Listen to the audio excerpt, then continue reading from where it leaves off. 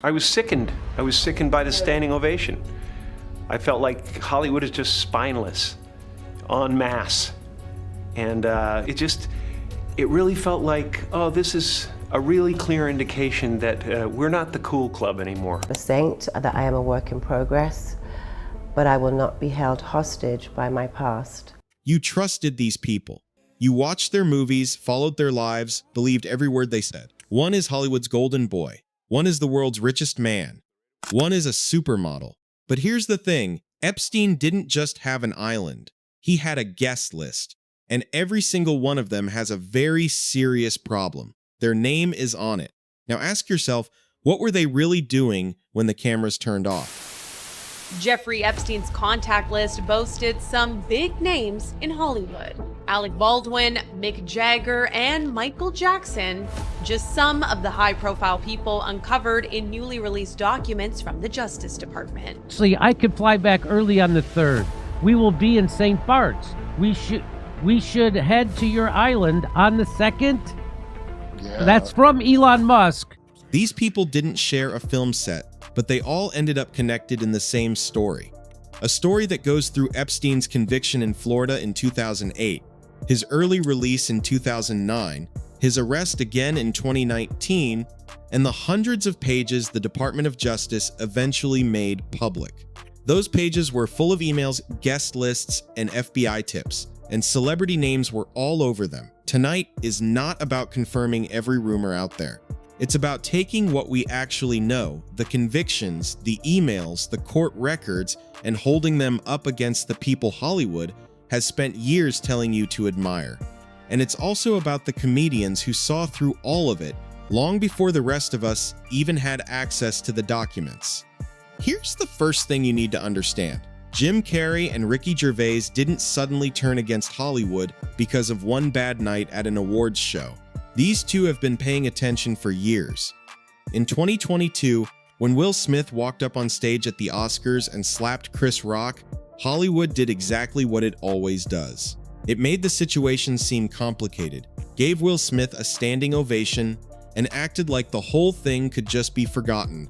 Jim Carrey sat there and watched that happen. And this was after decades of watching the industry protect its own. The casting couch stories, the open secrets about powerful people in the industry, and now a worldwide scandal with Epstein's name attached to it. And at that point, Jim finally said out loud what so many people inside that system were too afraid to say. Sickened. I was sickened by the standing ovation. I felt like Hollywood is just spineless, en masse. And it really felt like, oh, this is a really clear indication that we're not the cool club anymore. There was some question today about if anyone else had walked from the audience and done that, they would have been escorted out by security or maybe even arrested. The police asked Chris if he wanted to file charges. They asked Chris, do you want to file charges? And Chris apparently said no, he did not. He doesn't want the hassle. I'd announced this morning that I was suing Will for $200 million because that video is going to be there forever. It's going to be ubiquitous. You know, that insult is going to last a very long time. If you want to yell from the audience and disapprove or show a disapproval or say something on Twitter or whatever, you do not have the right to walk up on stage and smack somebody in the face because they said words. No, I agree. I think we all agree on that. I just thought, Jim, that it escalated to that. You know what I mean? That it escalated to that level. It didn't escalate. It came out of nowhere because Will has something going on inside him that's frustrated, and I wish him the best. I really do. I don't have anything against Will Smith. He's done great things. But that was not a good moment. It cast a pall over everybody's shining moment last night. Keep in mind, this is a man who has been in the spotlight since the 1990s. He lived through the Weinstein scandal. He watched the hashtag #MeToo movement unfold, and now he's seeing the Epstein files come out. So when Jim Carrey uses words like sickened and spineless, he's not just talking about one incident at an awards show. He's speaking from 30 years of watching Hollywood cover for its own people, over and over again. I'm doing just fine. There's no meaning to any of this. So I wanted to find the most meaningless thing that I could come to and join. and here I am. They're I celebrating. mean, you got to admit it's completely meaningless. Well, they say they're celebrating icons inside. Celebrating Do you believe in icons, boy, that is just the absolute lowest aiming, possibility that we could come up with. Yeah, no, I don't believe in icons. I don't believe in personalities. I believe that peace lies beyond personality, beyond invention and disguise, beyond the red S that you wear on your chest that makes bullets bounce off. I believe that it's deeper than that. I believe we're a field of energy dancing for itself. There is no me. There's no you. No. We're not here. This is a dream. There's just things happening. And there are clusters of tetrahedrons moving around together. The timing of all this is important. While Jim was brushing off reporters and calling these Hollywood events pointless and meaningless, Epstein had already served time in a Florida prison, was already a registered sex offender, and was quietly working his way back into the same elite circles, the same private gatherings, the same private jets, the same dinner tables as before. So when the documents started coming out between 2025 and 2026, showing us pieces of those guest lists and email inboxes, Jim's attitude suddenly made a lot more sense. He wasn't just acting strange. He was one of the very few people who was openly saying that the whole Hollywood scene felt deeply wrong. Now take that same frustration and disgust and imagine delivering it as a scripted monologue right in front of the most powerful and famous people in the entertainment industry. That is exactly what Ricky Gervais did when he hosted the Golden Globes in January 2020.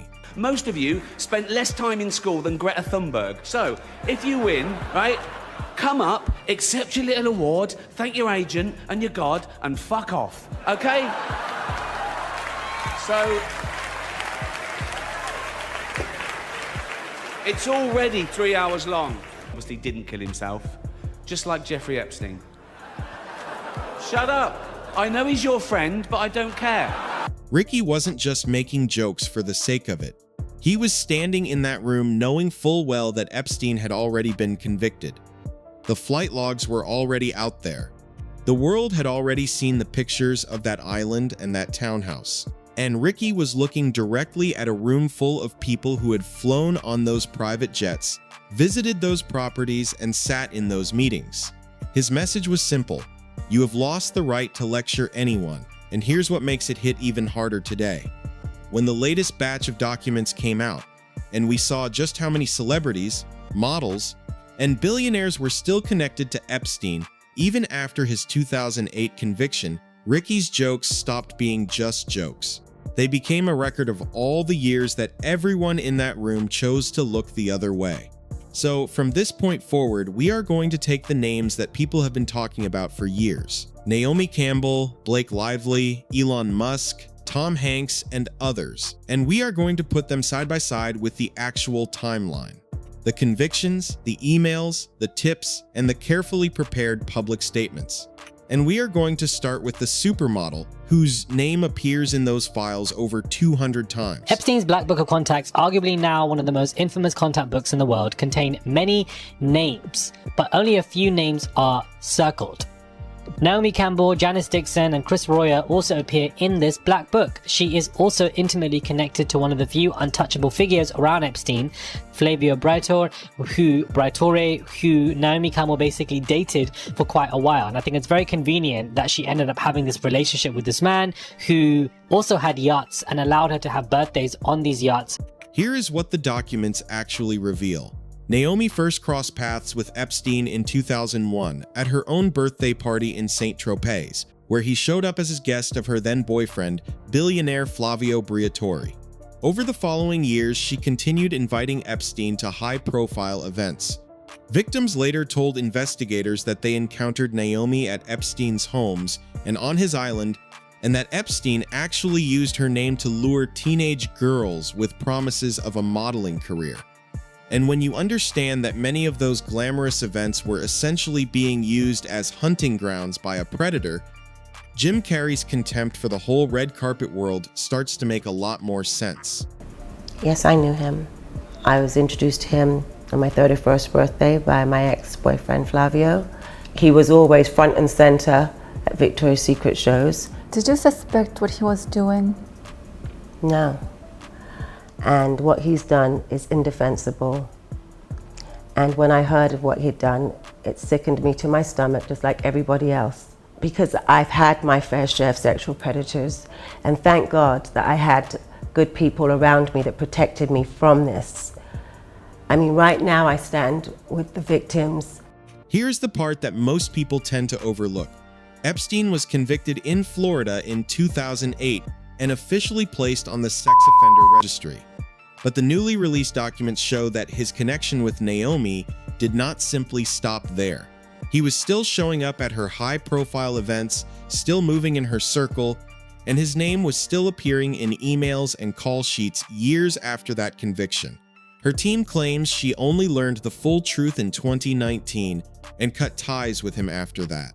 But the timeline laid out in the files tells a different story, one where their social connection continued well beyond that 2008 conviction. And that gap is where the real questions begin. Once you see this pattern, the fancy events, the I had no idea interviews, the timeline that just does not add up, it becomes very difficult to take any smooth, well-rehearsed Hollywood statement at face value, which is exactly why the next name on this list is even more uncomfortable to look at. For those of you that might be split on this Baldoni saga between her and him, I do suggest you look into these files and look into the fact that her name is mentioned, and not just randomly in websites and media, but actually in a specific invitation in 2013, which is years after Epstein was convicted, but yet still Blake wants to be working, with anti-trafficking situations very similar to Ashton Kutcher to Epstein for the 25th anniversary of the New York Observer. And this to me, guys, is deeply concerning because Epstein was invited to the event years after he actually had been convicted in Florida, after he was actually registered. Blake Lively's name, guys, appears amongst a list of individuals inviting Epstein to this must-see celebration and party after he was convicted. Everybody knew that he was an offender at this moment of time. And I think that these social events, these parties, they create this kind of elite atmosphere where there is a tolerance to this behavior. Here is what makes this so important. By 2008, Epstein was already a convicted sex offender in Florida. He had already taken his plea deal. He should have been completely untouchable in those circles. And yet, when you go through the DOJ documents, you see the exact same pattern repeating. His name quietly slipped into guest lists for exclusive, high-end social events. The same kind of events that Blake was regularly attending. And when Jim Carrey dismissed those glamorous Hollywood nights as completely meaningless, this is exactly what he was talking about beneath the surface. Aimlessness is not and will never be a superpower.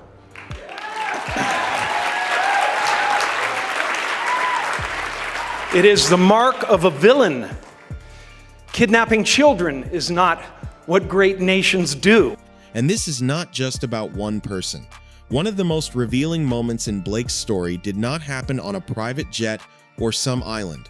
It happened right on television, after the Harvey Weinstein scandal finally blew wide open. Now, another bizarre connection Blake has in Hollywood is Harvey Weinstein. Like, when there were a bunch of people coming out and speaking against Harvey Weinstein, she decided it was the right time to say that she never had any inappropriate interactions with him before, and to state that he was a decent guy. I think it's important that we acknowledge that this isn't just Hollywood. This has been happening since the beginning of time, but now people are finally talking about it. And I never had experiences like this with Harvey myself. I only had positive ones with him, but that goes to show where, you don't always see what's going on behind closed doors. Blake does not go after the victims. She does not defend what was done. But she does exactly what this industry always does when the heat turns up. She keeps the focus on her own experience, guards her image, and stays careful not to say anything that could close doors for her in Hollywood. This is precisely the kind of moment Ricky Gervais was pointing at during his Golden Globes monologue. The very same people who stayed completely silent through years of open secrets are the first ones to grab the microphone and start telling everyone else what is right and who deserves forgiveness. So all that stuff I said in the show was true. I said, I'm going to write my own jokes. Right? And I thought, who do I pander to? The 200 richest people in the room or the 200 million people watching at home who aren't winning awards, who aren't millionaires. And it was a no-brainer. I was doing it for them. You can dismiss the models and actresses as just another Hollywood story if you want. But the moment these files and emails start connecting to the man many people call the smartest person alive, suddenly everyone pays attention.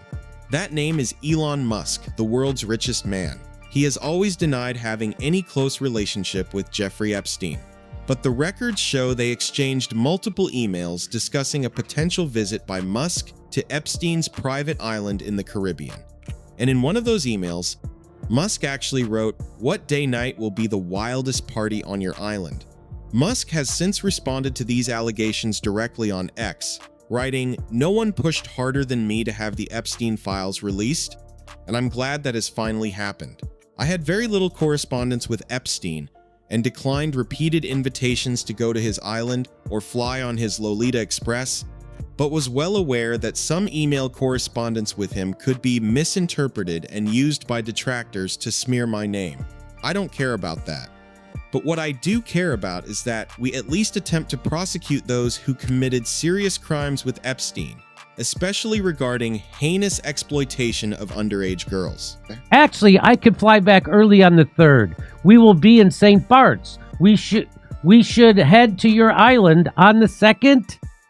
Yeah. That's from Elon Musk. This is not some conspiracy theory floating around on the internet. This is an actual email chain. A convicted sex offender and his circle, discussing plans to spend time with one of the wealthiest people on the planet.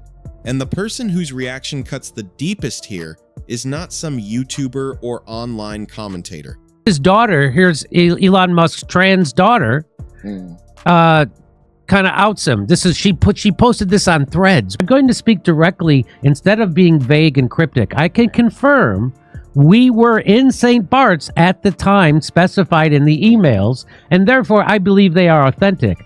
This has basically already been confirmed through his attempts to paint them as out of context. The Nile is a river in Egypt. I knew nothing about the emails previously, so I'm learning about everything at the same time as y'all. If there are any other information I learned I can corroborate, I will do. Literally, what the F is my life? LOL. History will remember your reaction to this moment. Life is strange.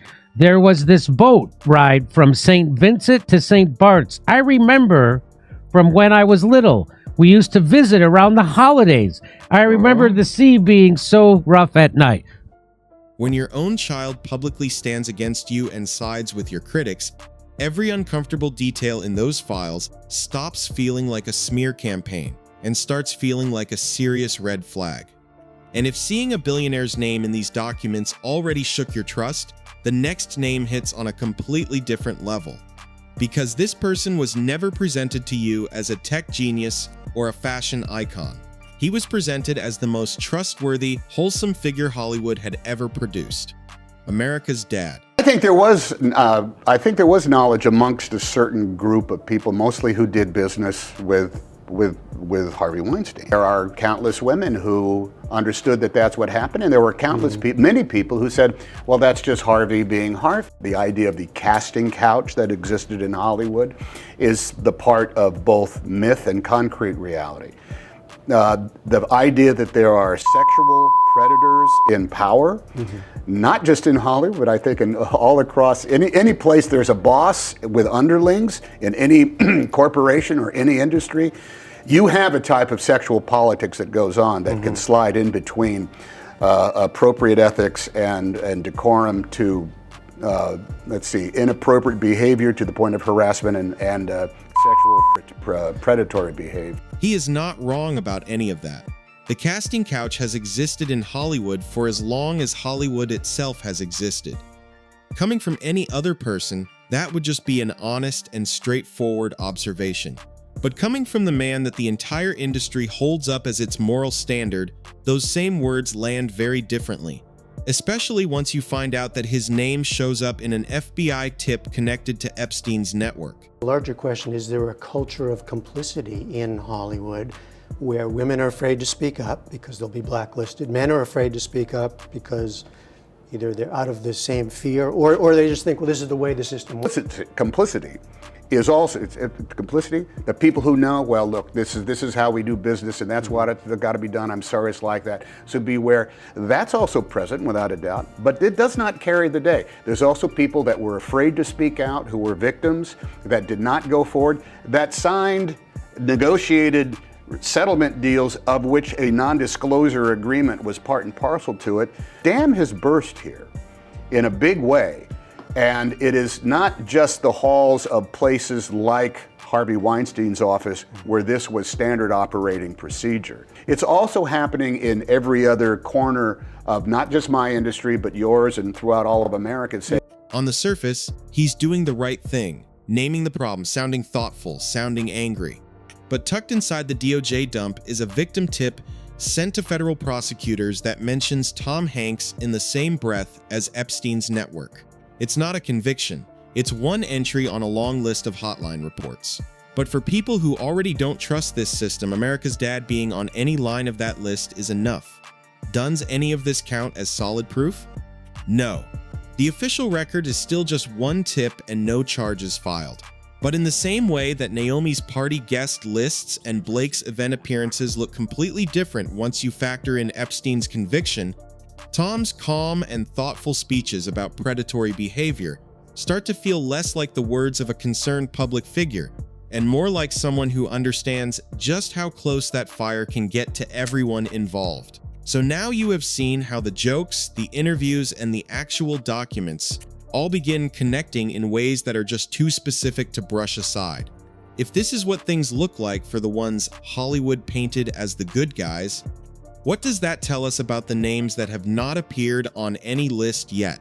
And at what point do we stop calling all of this a coincidence and start accepting that the culture surrounding these people was itself the very first layer of the cover-up? If you found this video worth watching, go ahead and hit that subscribe button so you never miss out when we drop something new. Until next time, keep it real.